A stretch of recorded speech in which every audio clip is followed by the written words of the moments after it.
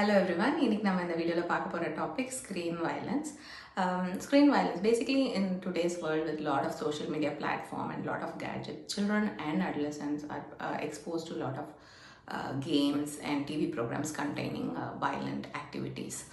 So studies say that when children and teenagers are exposed to this kind of violent games, they tend to have aggressive thoughts, anger issues and aggressive behavior. And in later years, அது அவங்களுக்கு வந்து ஒரு challenging behaviors, cyberbullying அது மாதிரி end up ஆகும். So how can we prevent this? Parents play a great role in this. So உங்கள் children உங்கள் வீட்டில் என்ன மாதிரி வீடியோஸ் அவங்க பார்க்குறாங்க, அதோட கண்டென்ட் என்னன்றதை நீங்கள் சூப்பர்வைஸ் பண்ணணும்.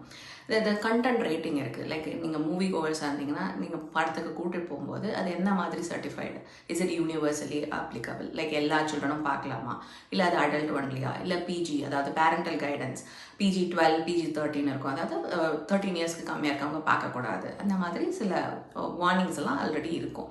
அதை பாருங்கள். அண்ட் வீடியோ கேம்ஸுமே வந்து ஏஜ் அப்ராப்ரியேட்டாக இருக்கா அப்படின்னு பார்த்துட்டு உங்கள் சில்ட்ரனை வந்து விளையாடுறதுக்கு அலோவ் பண்ணுங்கள். ஸோ அந்த மாதிரி நம்ம பண்ணும்போது ஒரு சேஃப் என்விரான்மெண்ட் உங்கள் குழந்தைக்கு கொடுக்கலாம்.